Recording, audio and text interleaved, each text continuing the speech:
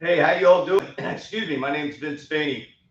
Um, I do have a show called Insanity Unplugged in Search of Game Changers, and that's was being held on CTV, Community Television of Lane County, and I had a great time with it. I'm getting back into the game. This is before the pandemic. I was interviewing all sorts of game changers.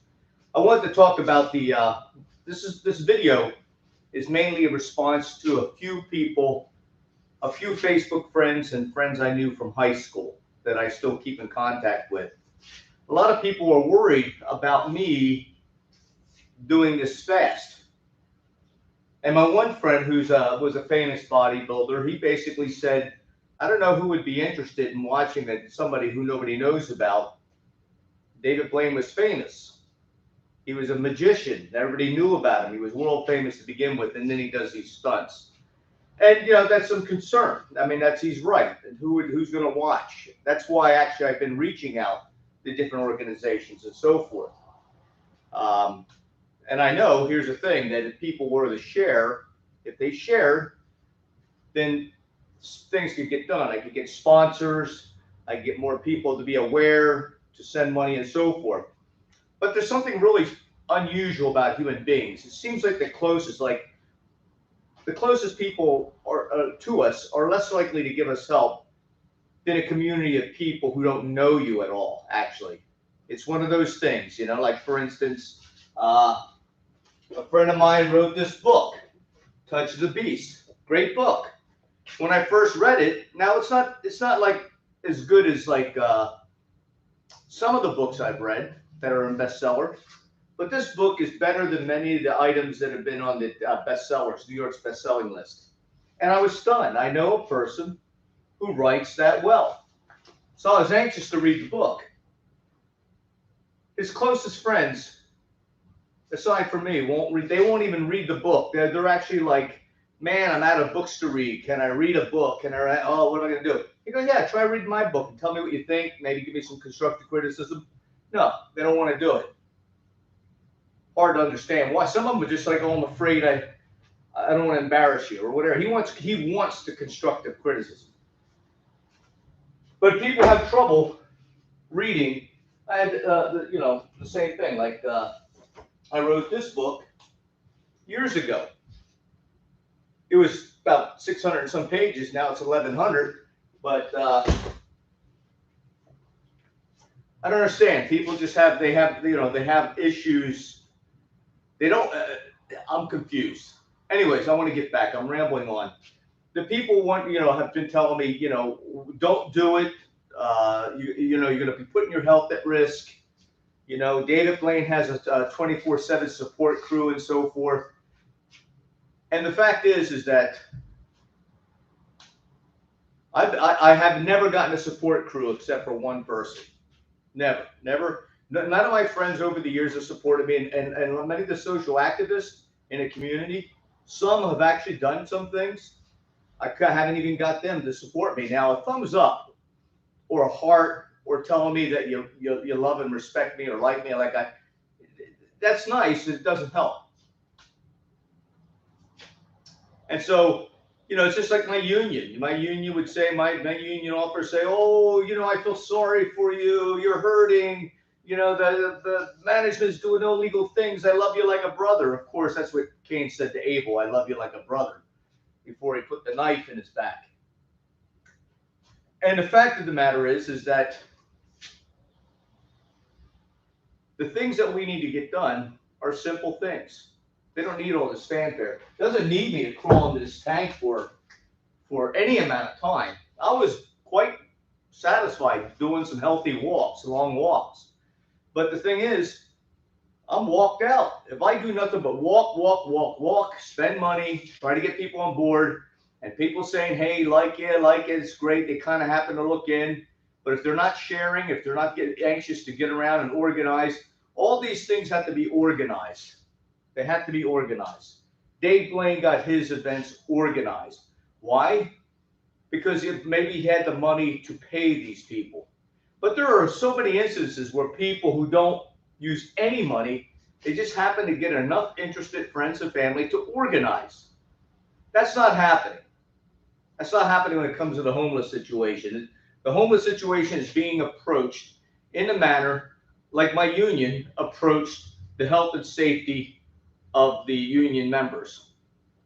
It was just kind of like some things are just talked about, principles, theories.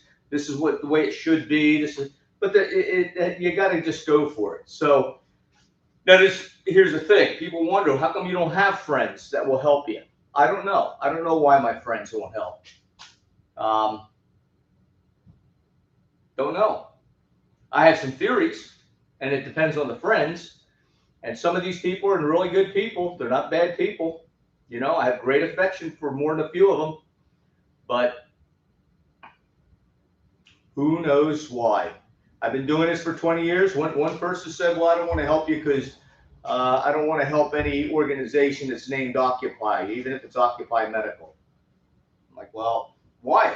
It has a bad connotation. I don't want to help that, you know. I don't want them thinking that I'm just going to be some sucker. I go, well, they don't even know you. You use an avatar for your picture, and you have a pseudonym. Nobody's going to be taking advantage of you. Well, I'll help you when it comes to women. So I go walking for women's space. So who knows why? There's a lot of things going down, but over the years, I have failed in any endeavor to get any support with any of this stuff. I get people who say, oh, great job, or hey, you're crazy, you're insane, or you're a narcissist, or you're shamelessly trying to get attention, or you're just, it's going to be useless, or good for you, that'll do great stuff. And I got in thumbs up, I got in the middle finger, I got all sorts of stuff.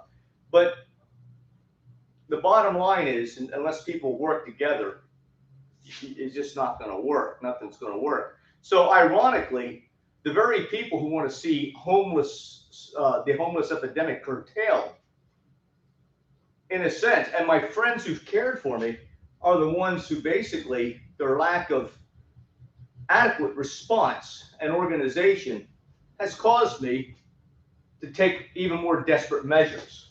Because I never would have gone, I would never say, oh, 45 days, what the heck, won't that be fun?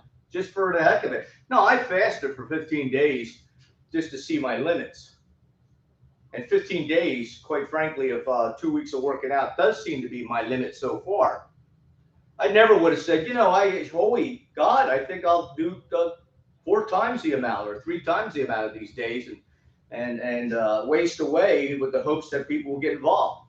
No, I wouldn't go there, except as of yet, I haven't been able to get the adequate response. And here's what kills me.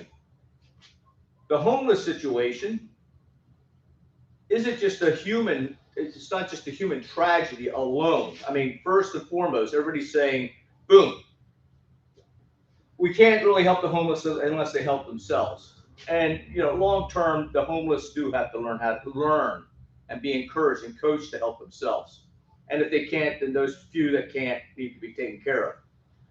But first, there must be land and some sort of community shelters for them. Maybe not big apartment buildings or low-income housing, at least initially, quickly, community shelters and community baths and laundry and cafeterias and so forth. And then they can have some sort of safety and stability. That needs to be done. But here's the thing.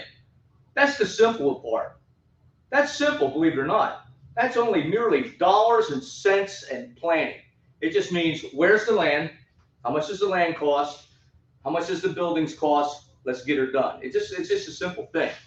I know, because I used to invest in real estate. And I know when it comes to planning and outlining things, I am still a coach. I wrote a book that is many of the stuff. I mean, I saw all sorts of protocols that were once considered crazy are now cutting edge. Everybody uses this stuff that I stumbled upon on my own through the 60s and 70s and started writing about 1996, before anybody started really writing this stuff. Not to say that other people weren't doing some of this stuff, but the internet wasn't out the way it is now. There's no books. I just stumbled upon these insights on my own, independently of a few other people who stumbled upon some insights on their own. Now everybody knows this stuff. And if you don't believe me, check the Library of Congress, because I have it listed. I gave a book that with the copyright and a Library of Congress number, and it's sitting in the Library of Congress, a copy of my First Zen Book. So when people say, "Oh, you probably just, started scabbing it from the internet now," no, I actually had the book in the Library of Congress when some of the people who are the best trainers in the world now were in diapers. So here's the thing.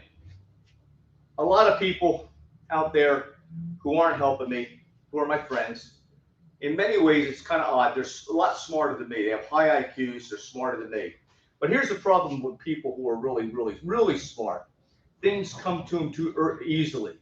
They look at the whole situation of what society, the basic problems, what school just requires you to parrot information. It's only first level thinking, first level problem solving.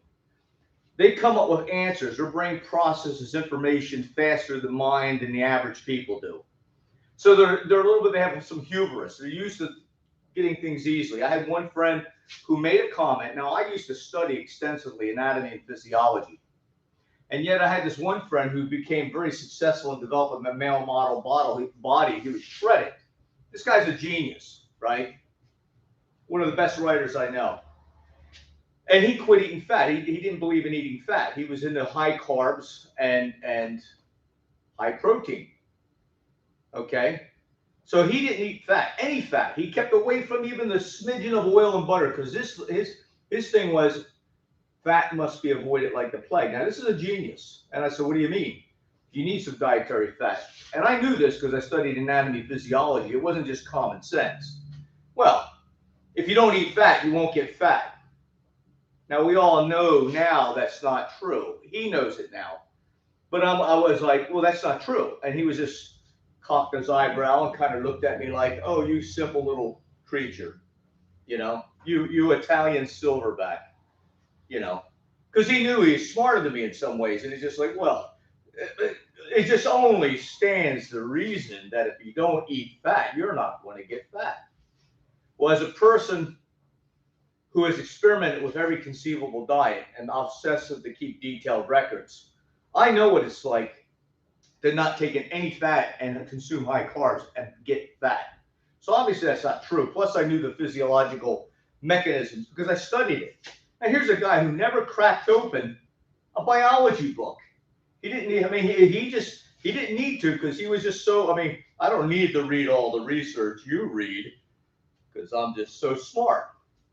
Now, he didn't say that to me, but that was the implication, because I said, what physiology books did you read to determine your stance? Well, I don't have to. It's just obvious. If you don't eat fat, you won't eat fat. You won't get fat. Now, here's the problem. You need dietary fat for a lot of things, for sex hormones, for different enzymes, for different neurotransmitters. Some of these are fat-based. And a lot of people who don't eat dietary fats, specifically if they don't get enough omega-3s, they start suffering from panic attacks, depression, mental illness, neurological disorders. All sorts of bad things happen, even though they may have the greatest set of six-pack, So that's the problem with smart people. And when smart people make statements, they go, well, it can't be fixed. And to give you a statement of all these people, when I worked at the post office, and I got into a situation with the post office and eventually a lawsuit, and I was suffering. And all my friends who were kind of worried, we love you. Oh, it's so terrible what you're going through. I wish you wouldn't do these crazy things. You're going way too out in the limb. You don't need to be going to, it's just so terrible. Yeah? If you really cared, then maybe you would come down and walk down to the congressman's office with me. Where's the caring now?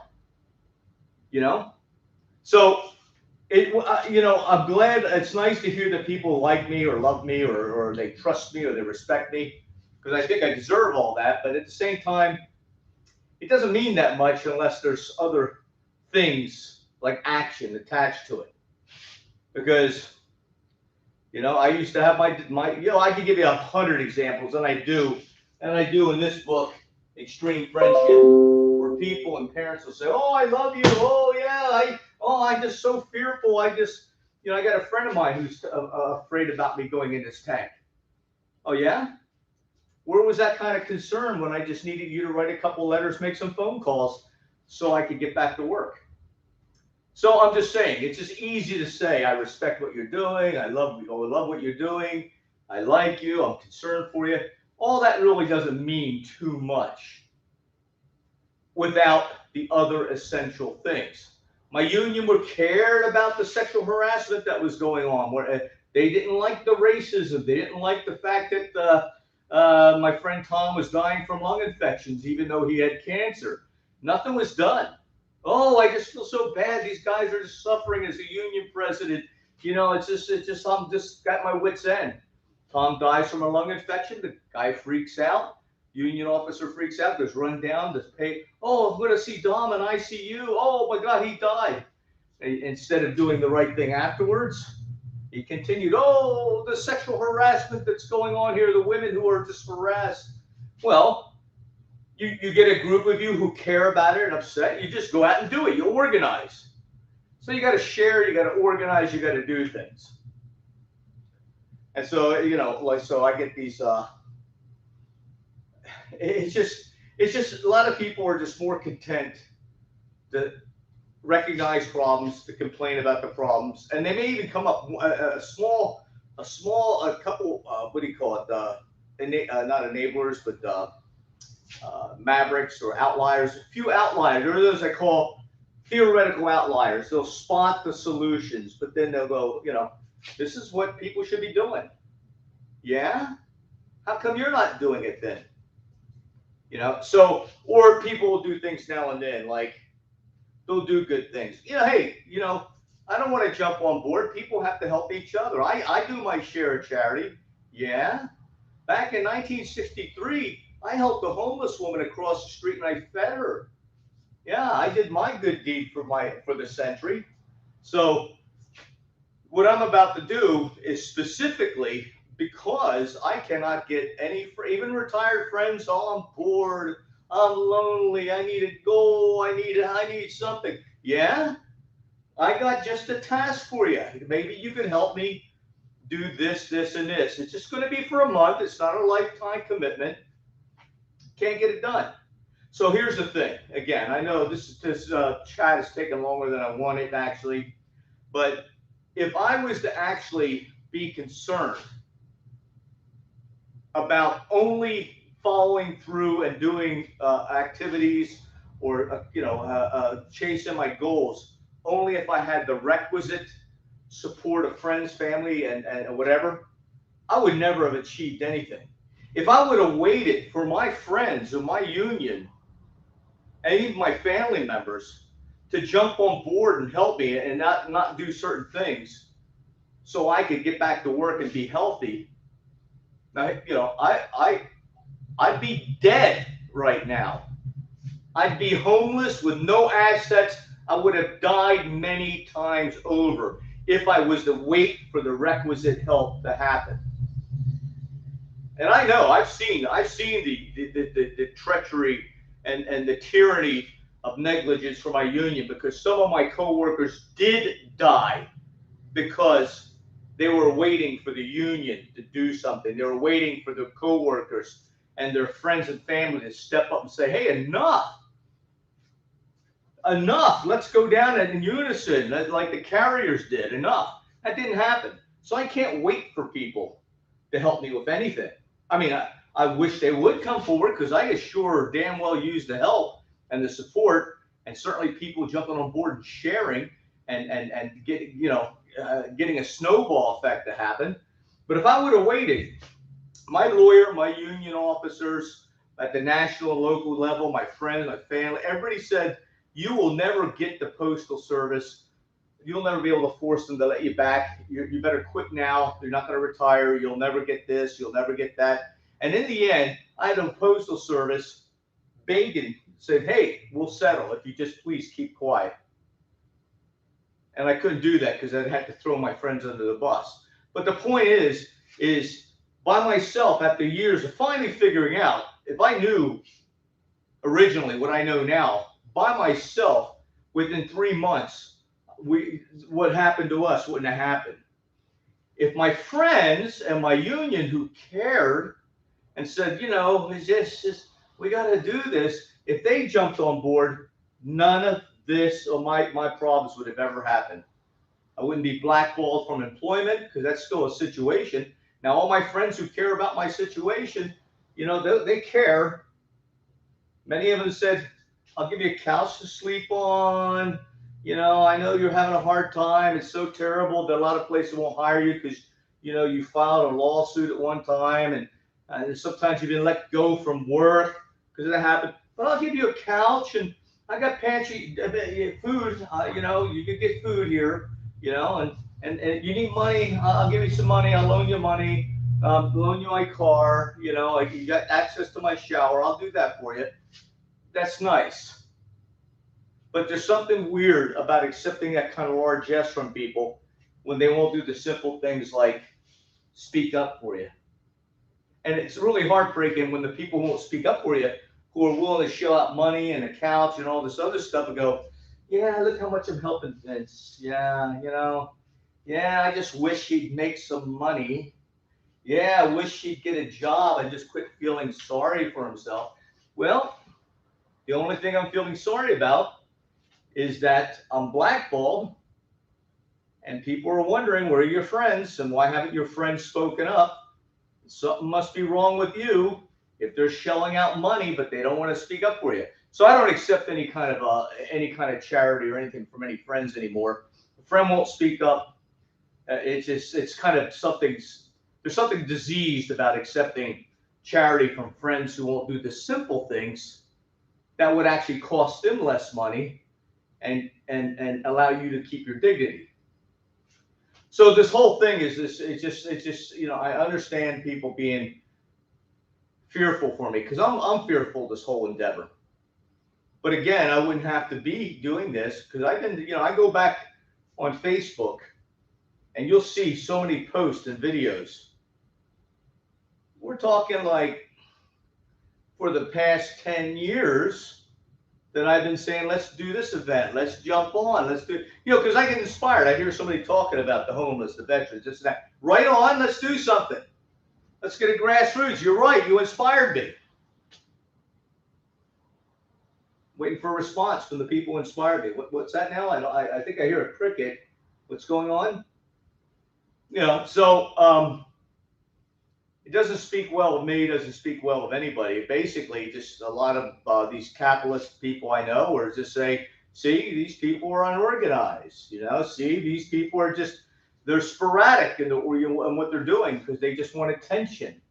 And that's what I'm against. I'm against being sporadic. I'm against organized. I don't like random acts of kindness. I mean, they're okay. The random acts of kindness are better than nothing, but that's all they are. It's better than nothing. I like organized acts of kindness. Like if I was to do positive random training, my results in weightlifting, strength training would have been nothing. This is like a multi-effort event to going towards honing the mind, body, and spirit at every angle. So I don't like doing things. I don't like getting involved with half measures.